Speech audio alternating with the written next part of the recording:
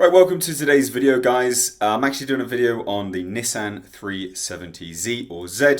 I need to do an oil change, oil filter change, and I also need to replace a spark plug. So due to popular demand, a lot of people asked me to do some videos on it. I'm going to do a quick oil change video and spark plug change. This will be split across 2 days. I need to get the oil out first because I also need to take the 370Z oil along with the Subaru oil off to the tip to be disposed of environmentally friendly. So let's go give the Z a cold start, let it warm up so the oil heats up a little bit and will dissipate quicker.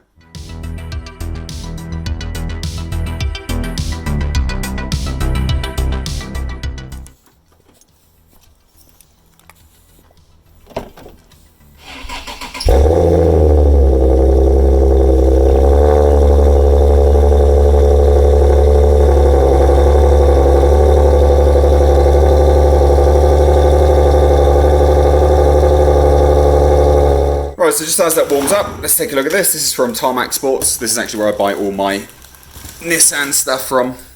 So I would recommend them for sure. We've got oil in here. This is just, I believe, this is motor oil. This is what's recommended from most Z guys. Yeah, so we've got motor 5W30. We've got the Bosch spark plugs, nothing too fancy with them, just Bosch ones, kind of OEM ones anyway. We've got the K&N oil filter. I've had a few of these. I've had this one. I've also had a performance, a different kind of performance filter, and also we've got the magnetic drain plug, complete with new washer. I've got a magnetic drain plug on there already, but just for continuity's sake, I'm going to replace it as well. Right, so first things first, obviously, get up on jack stands, make sure it's all nice and safe. Pop open oil cap, helps flush it down quicker. And now what we're going to do, get underneath it with the bolts, remove the plug, the magnetic one that's already in there, check for any debris, let it drain, obviously, into an oil pan. Remove the oil filter, let that do, then fill it up whilst also replacing everything else. Easy peasy. Right, so this is the drain plug. This is actually a 14mm. So for those that are ever going to do this at home, 14mm. We're going to loosen that off, pop the drain pan underneath it, and then go from there.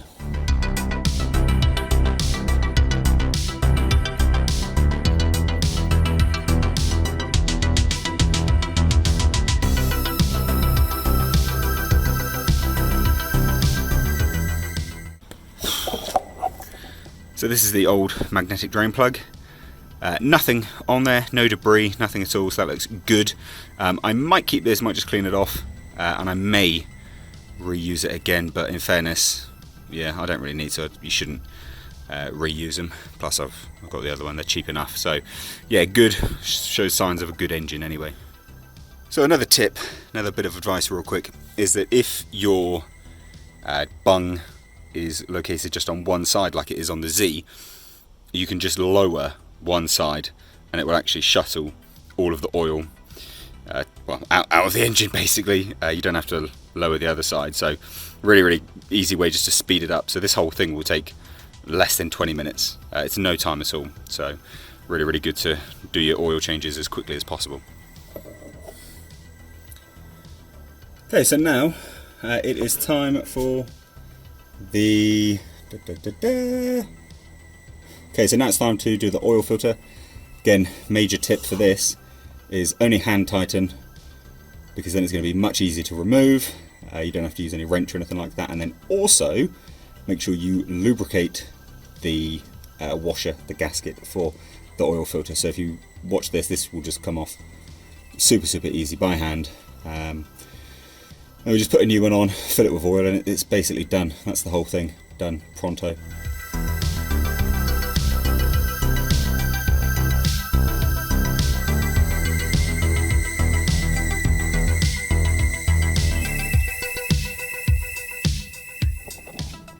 So as annoying as it is getting the oil on me, you can actually see that it's still very clear. So I do this every between 3 to 4,000 miles, so it's a sign of very, very good oil and a nice healthy engine. Right, so new oil filter. What you want to do, pour in just a little bit of oil just into there, not too much, just a little bit, and then the stuff that you get around here we're just going to put on the gasket. We'll put the plug back on, put this on, fill it with oil, and then it's all done. That's how to do an oil change on a Nissan 370Z. Right, so it's not the next day. I'm just going to crack on and do it now. So I've removed the strut brace, the engine brace. Quite easy. It's just 14mm bolts, 3 there, 3 on the opposite side, 2 up there. You just have to pop some panelling off. Just removing the air intake tubes. Got to remove the throttle body just to get that out the way because the coil packs are down there. So I'm just going to time lapse it, show you how to do it. It's quite easy. Already started to remove part of the throttle body. It is literally just some some long threaded bolts. Be careful with this though because it does go into plastic. So yeah.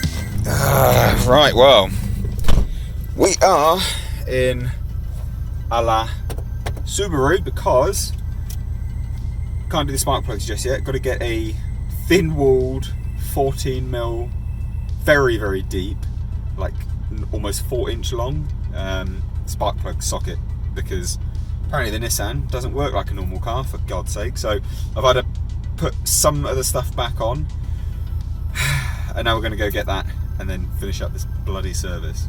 Right, so we've got it. This is what I needed for deep-seated sockets. If you're ever in the, if you're in the UK and you need one of these, it's like £12 I think from Whole Foods. It's not going to be the best build quality. It does have a magnet in it though, so and it is 4 spark plugs, and you can never have enough microfibers. So going to go back, get these goddamn spark plugs out, finish up this video, and then start the car, and yeah, we'll just make sure it works basically.